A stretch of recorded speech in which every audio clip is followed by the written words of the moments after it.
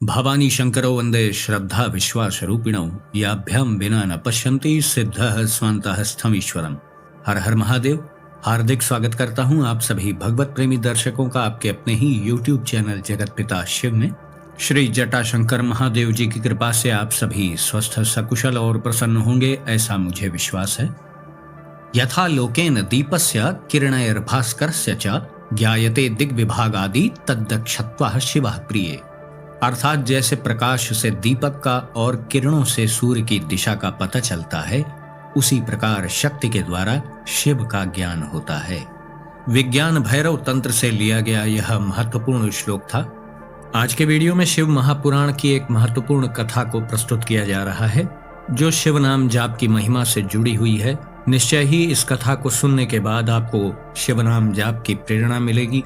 और जो लोग ऐसा सोचते हैं कि मैं तो केवल शिव नाम जाप करता हूँ, मैं तो शक्ति का नाम लेता ही नहीं, या अन्य विभिन्न प्रकार की शंकाएं वो शिव नाम के ऊपर करते रहते हैं, तो उनको भी अवश्य ही इस कथा से प्रेरणा मिलेगी और वो भली प्रकार से समझ जाएंगे कि शिव नाम जाप का क्या प्रभाव है।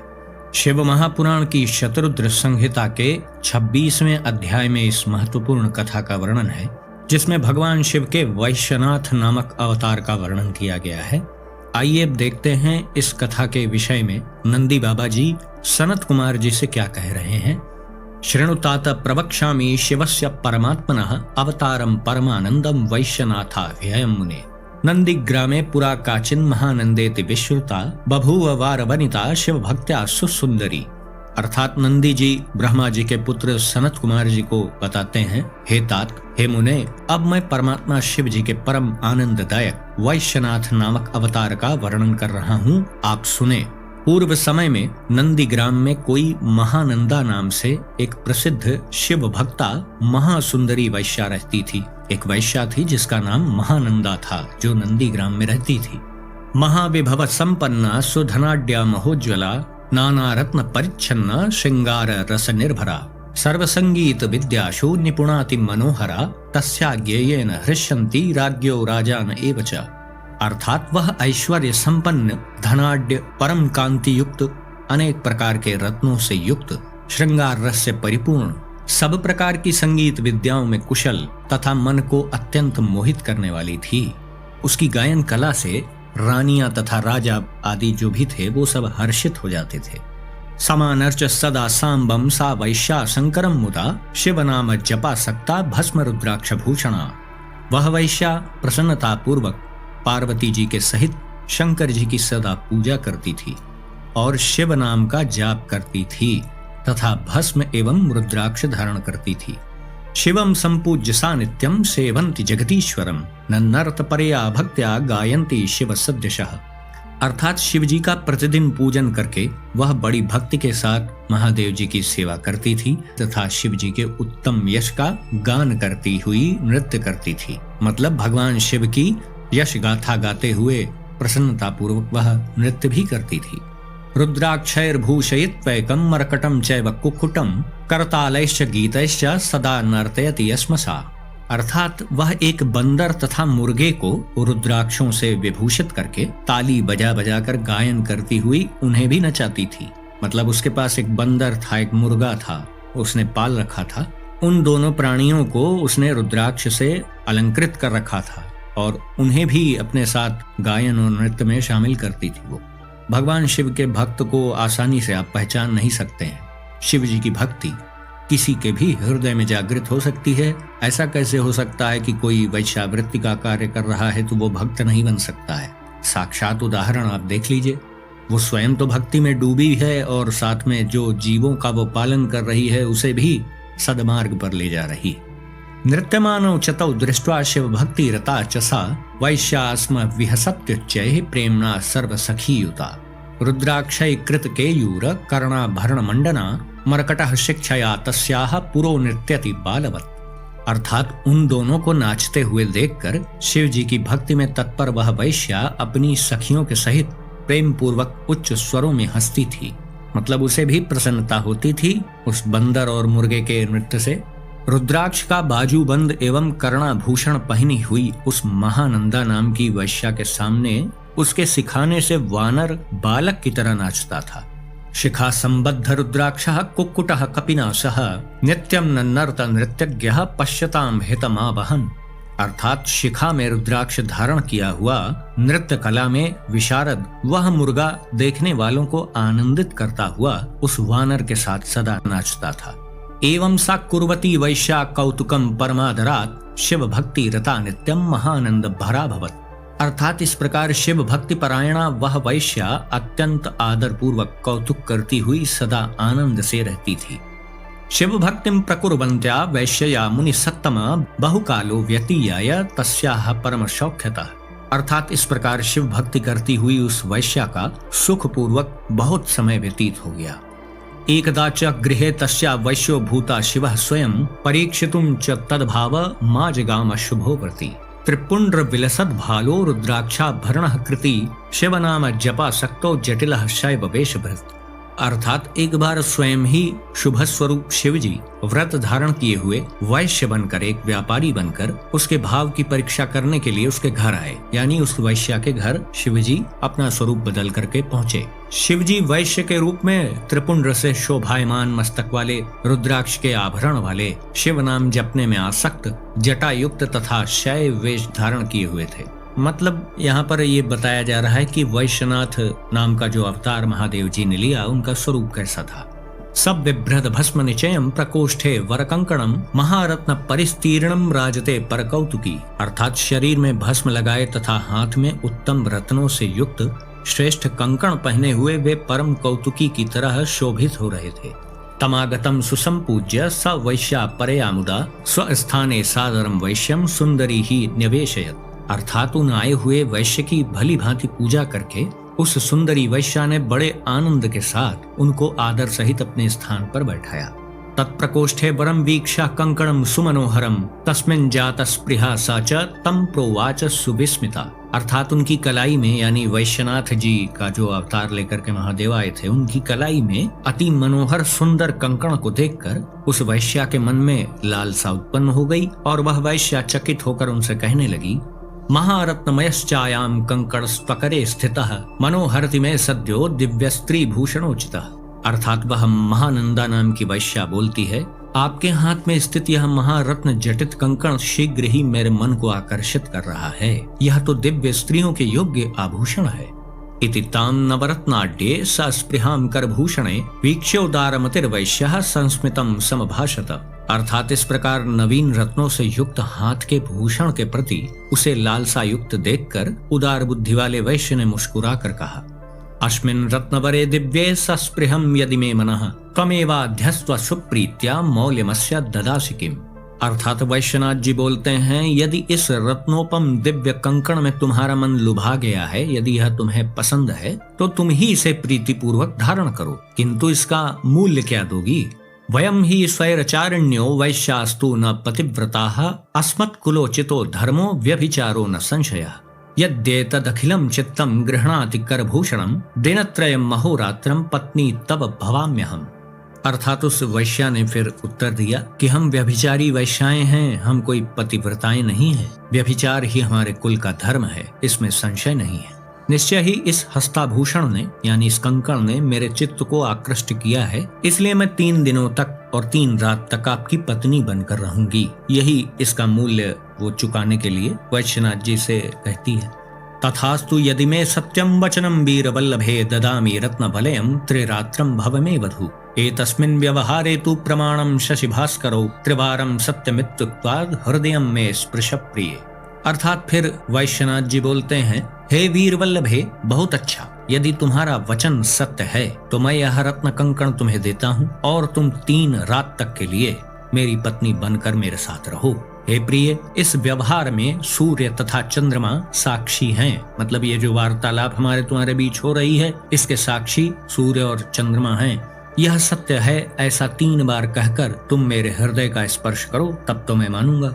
दिनत्रयम् अहोरात्रं पत्नी भूत्वा तव प्रभो सह धर्मं चरामीति सत्यम सत्यम न संशयः। उसके बाद फिर वह वैश्या बोलती है, 3 दिन तक 3 रात तक आपकी पत्नी होकर मैं सह धर्म का पालन करूंगी।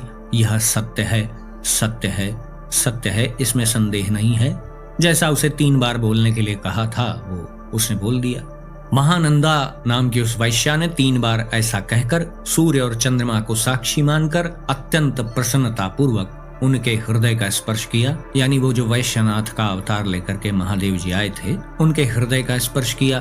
तब वो वैश्य उसे रत्न जटित कंकण देते हैं।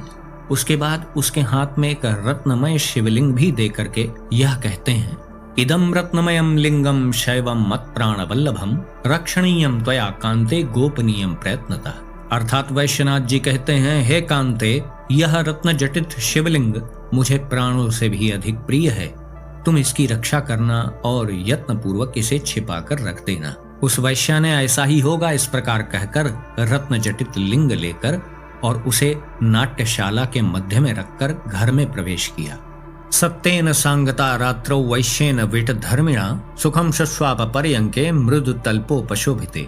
अर्थात तब वह वैश्या वैश्यनाथ के साथ रात्रि में कोमल गद्दों से शोभायमान पलंग पर सुखपूर्वक सो गई। ततो निशीथ समये मुने वैश्यपति छया अकस्मादुत्थिता वाणी नृत्य मंडपिकांतरे महाप्रज्वलितो वहनी सुसमीर सहायवान नाट्य मंडपिकां ताता तामेव सहसा वृणोत्। अर्थात तब मध्यरात्रि के समय उन महादेव जी की इच्छा से ही नृत्य मंडप के मध्य अकस्मात एक ध्वनि होने लगी। उसी समय तेज पवन की सहायता से अग्नि ने अत्यंत प्रज्वलित होकर उस नाट्यशाला को चारों ओर से आवृत कर लिया, यानी घेर लिया। मंडप के प्रज्वलित होने पर उस वैश्या ने सहसा व्याकुलता से उठकर बंदर को बंधन से मुक्त कर दिया। सम्मरकटो मुक्त बंधा कुक्कुटेन सहामुना भिया दूरम हि दुद्रावा विधूयाग्नि कणान बहून स्तंभेन सह निर्दग्धम तल्लिंगम शकलीकृतम दृष्ट्वा वैश्या सवैश्यश्च दुरंतम दुःखमापतु। अर्थात बंधन से मुक्त हुआ वह बंदर उस मुर्गे के साथ बहुत से अग्निकणों को हटा करके भय से दूर भाग गया। खंभे के साथ जलकर खंड खंड हो गए उस रत्नमय लिंग को देखकर वह वैश्य तथा वैश्या दोनों महादुखी हो गए। वह वही लिंग है जो वैश्यनाथ जी ने उस वैश्या को दिया था संभाल कर रखने के लिए। दृष्ट्वा ह्यात्म समम लिंगम दग्धम वैश्यपतिस्तदा ज्ञातुम तद्भाव मंतस्थम मरणाय मतिम दधे। अर्थात उस समय वैश्यपति ने प्राणों के समान शिवलिंग को जला हुआ देखकर उस वैश्या के चित्त में स्थित भाव को जानने के लिए मरने का विचार किया, यानी एक नाटक करना चाहा। अनेक लीलाएं करने वाले तथा कौतुकवश मनुष्य शरीर धारण किए हुए महेश्वर रूप वैश्यपति ने महादुखी होकर उस दुखित वैश्या से कहा कि अब मैं अग्नि में प्रविष्ट हो जाऊंगा। शिवलिंगे तु निर्भिन्ने दग्धे मत्प्राण वल्लभे सत्यम वच्मि न संदेहो नाहम जीवित मुत्सहे चिताम कारय में भद्रे स्वभृत्य स्वम वरैर्लघु शिवे मनः समावेश्य प्रवेक्षामि हुताशनम। अर्थात वैश्यनाथ जी बोलते हैं, मेरे प्राणों से भी प्रिय शिवलिंग के जलकर खंडित हो जाने पर मैं जीने की इच्छा नहीं करता। यह सत्य सत्य कहता हूँ, इसमें संशय नहीं है। हे भद्रे, तुम अपने श्रेष्ठ सेवकों से बहुत शीघ्र एक चिता बनवाओ। मतलब कुछ लकड़ियों को इकट्ठा करके एक चिता बनाई जाए, ऐसा वो कह रहे थे। फिर मैं शिव में मन लगाकर अग्नि में प्रवेश कर जाऊंगा। हे भद्रे, यदि ब्रह्मा इंद्र विष्णु आदि भी आकर मुझे रोकेंगे तो भी इस समय मैं अग्नि में प्रवेश अवश्य करूंगा और अपने प्राणों को त्याग दूंगा। उनका ऐसा दृढ़ संकल्प जानकर वह वैश्या अत्यंत दुखित हुई और उसने अपने सेवकों से अपने भवन के बाहर एक चिता बनवाई। तब सुंदर लीलाएं करने वाले तथा वैश्या के संगति भाव की परीक्षा करने वाले वे वैश्य रूपधारी धीर गंभीर शिव जी जलती हुई अग्नि की परिक्रमा करके मनुष्यों के देखते देखते अग्नि में प्रवेश कर गए। दृष्ट्वा सा तद्भक्तिम वैश्या महानंदाति विस्मिता अनुतापम च युवती प्रपेदे मुनिसत्तम। अथ सा दुखिता वैश्या स्मृता धर्मम सुनिर्मलम सर्वान् बंधु जना वीक्षा बभाषे करुणम वचा। अर्थात वह महानंदा नाम की वैश्या शिव जी की वह लीला देखकर अत्यंत विस्मित हो उठी और खिन्न हो गई। उसका मन बिल्कुल विचलित हो गया। इसके बाद वह दुखी वैश्या निर्मल धर्म का स्मरण करके सभी बंधुजनों को देखकर करुणा से युक्त वचन कहने लगी। रत्न कंकणमादाय मया सत्यम उदाहृतम दिनत्रयमहं पत्नी वैश्यस्या मुष्य सम्मता कर्मणा मत्कृते नायं मृतो वैश्यः शिवव्रती तस्मादहं प्रवेक्षामि सहानेन हुताशनम। अर्थात वह महानंदा नाम की वैश्या बोलती है, मैंने इस वैश्य से रत्न कंकण लेकर सत्य वचन कहा था कि मैं 3 दिन तक तथा 3 रात तक इस वैश्य की यानी इस व्यापारी की धर्म सम्मत पत्नी बनूंगी। मेरे द्वारा किए गए कर्म से ही यह शिव व्रतधारी वैश्य को मृत्यु प्राप्त हुई है, अतः मैं भी इसके साथ अग्नि में प्रवेश करूंगी। देखिए भक्ति का प्रभाव कि एक वैश्या भी एक सत्य व्रतधारी, एक निष्ठावान, एक पतिव्रता स्त्री के जैसा आचरण करने लगी। भला एक सोने के कंकड़ की लालसा और लोभ से कोई अपने प्राणों को त्याग देता है, बल्कि उस स्थिति में कि जब जिससे उसका एग्रीमेंट हुआ था वो खुद ही पहले मर चुका है, वो उसे देखने थोड़ी आ रहा है। लेकिन देखिए भक्ति का प्रभाव देखिए। स्वधर्मचारिणी इत्युक्ता माचैर्येह सत्यवादिभिः एवं कृते मम प्रीत्या सत्यम मयि न नश्यतु। सत्याश्रयः परो धर्मः सत्येन परमा गतिः सत्येन स्वर्ग मोक्षौ च सत्ये सर्वं प्रतिष्ठितम्। उस वैश्या ने अपने परिजनों से कहा कि सत्य बोलने वाले आचार्यों ने यानी बड़े बड़े महापुरुषों ने नारी के लिए क्या कहा है कि स्वधर्म का आचरण करने वाली हो वही नारी श्रेष्ठ है। अतः प्रसन्न होकर मेरे द्वारा ऐसा किए जाने पर मुझ में स्थित सत्य नष्ट नहीं होगा। यानी देखिए कितने उच्च स्तर की बात वह कह रही है। आगे वह कहती है सत्य का आश्रय ही परम धर्म है, सत्य से परम गति होती है, सत्य से ही स्वर्ग और मोक्ष प्राप्त होते हैं, अतः सत्य में ही सब कुछ प्रतिष्ठित है। देखिए भक्ति का प्रभाव कि जिससे सत्यता के भाषण की उम्मीद ही नहीं की जा सकती है, वहां भी सत्य प्रकट हो गया। देखिए कैसा हृदय परिवर्तन हुआ उस वैश्या का। इस प्रकार दृढ़ संकल्प वाली उस नारी ने अपने बंधुओं द्वारा रोके जाने पर भी सत्य के लोभ के भय से प्राणों को त्याग करने का निश्चय किया। यानी उसे भी इस बात की चिंता होने लगी कि सत्य का नाश नहीं होना चाहिए, सत्य ही सर्वोपरि है। उसे भी इस बात का ज्ञान उसकी भक्ति के प्रभाव से हो गया। फिर उसके बाद श्रेष्ठ ब्राह्मणों को अपनी संपत्ति आदि जो भी थी उसके पास वो सब दे करके, उसे दान करके सदा शिव जी का ध्यान कर उस अग्नि की 3 बार परिक्रमा करके वह उसमें प्रवेश करने को उद्यत हुई। यानी उसने बिल्कुल तैयारी कर ली आत्मदाह करने के लिए। ताम पतंतिम समिद्धेग्नौ स्वपदार्पित मानसाम वारयामास विश्वात्मा प्रादुर्भूतः सवै शिवः। अर्थात अपने चरणों में समर्पित मन वाली उस वैश्या को जलती अग्नि में गिरता देखकर प्रकट हुए उन विश्वात्मा शिव जी ने उसे रोक दिया। अब देखिए महादेव जी तो प्रसिद्ध ही हैं अपने भक्तों की रक्षा करने के लिए, और दयालुता, करुणा, क्षमा, भक्तवत्सलता यह तो शिव जी का दूसरा नाम ही है। अब आगे देखिए क्या होता है। सातम विलोक्याखिल देव देवम त्रिलोचनम चंद्र कलावतंसम शशांक सूर्या नलकोटि भासम स्तब्धेव भीतेव तथैव तस्थौ। अर्थात सब देवताओं के भी देव 3 नेत्रों वाले चंद्रमा की कला से शोभित करोड़ों चंद्रमा सूर्य अग्नि के समान प्रकाश वाले उन शिव जी को देखकर वह स्तब्ध तथा डरी हुई उनके सामने खड़ी हो गई। यानी महादेव जी जब अपने पूर्ण स्वरूप में उसके सामने आए तो वह वैश्या स्तब्ध रह गई और भय से कांपती हुई खड़ी हो गई उनके सामने। तब व्याकुल, संतृप्त, कांपती हुई, जड़ीभूत तथा आंसू गिराती हुई उस वैश्या को आश्वस्त करके उसके हाथों को पकड़कर शिव जी यह वचन कहने लगे। देखिए वैश्या ने भी अपनी सीमाएं तोड़कर अद्भुत भक्ति का प्रदर्शन किया, तो महादेव जी ने भी किसी भी प्रकार का भेदभाव नहीं किया। भक्त के प्रति कितने चिंतित रहते हैं महादेव, आप स्वयं सोचिए। आखिर वह कौन सा ऐसा महान कार्य कर दी थी कि भगवान महादेव जी वैश्यनाथ का अवतार लेकर के उसके पास आए। भक्ति में बहुत शक्ति होती है और भक्ति किसी के भी हृदय में प्रकट हो सकती है। इसमें ये नहीं देखा जाता कि वो वैश्यावृत्ति करती है तो उसको भक्ति कैसे मिल जाए, ऐसा नहीं है। महादेव जी की भक्ति किसी को भी प्राप्त हो सकती है, कोई भी उच्चस्थ शिखरों पर पहुंच सकता है प्रभु की कृपा से। तो उस वैश्या के हाथों को पकड़कर शिव जी क्या कहते हैं, सत्यम धर्मम च भक्तिम च मयि निश्चलाम परीक्षितुम त्वत्सकाशम वैश्यो भूत्वा हमागतः माययाग्निम समुद्दीप्य दग्धम ते नाट्य मंडपम दग्धम कृत्वा रत्नलिंगम प्रविष्टो हम हुताशनम। परम दयालु भगवान महादेव जी कहते हैं, तुम्हारे सत्य, धर्म, धैर्य तथा मुझ में तुम्हारी निश्चल भक्ति की परीक्षा करने के निमित्त मैं वैश्य बनकर यानी एक व्यापारी बनकर तुम्हारे पास आया था।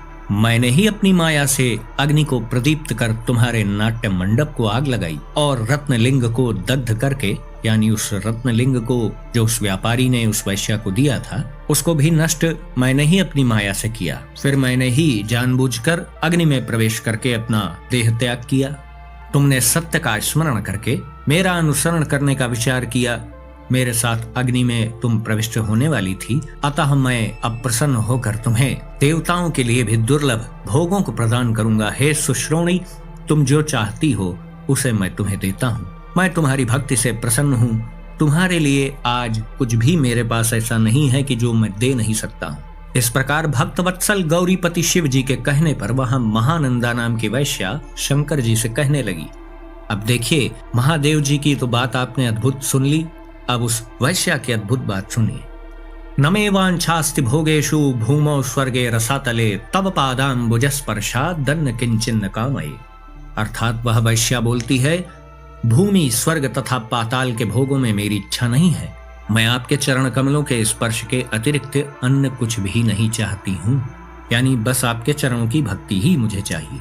वह कहती है कि जो मेरे भृत्य तथा दास दासियां आदि हैं, जो मेरे सहयोगी हैं, जो मेरे बंधु बांधव हैं, वे सब आपके दर्शन के लिए लालायित हैं और आप में ही चित्त के वृत्तियों को लगाए हुए हैं। मेरे सहित इन सब को परम पद की प्राप्ति करा के पुनर्जन्म के घोर भय से छुड़ाइए, मैं आपको नमस्कार करती हूँ।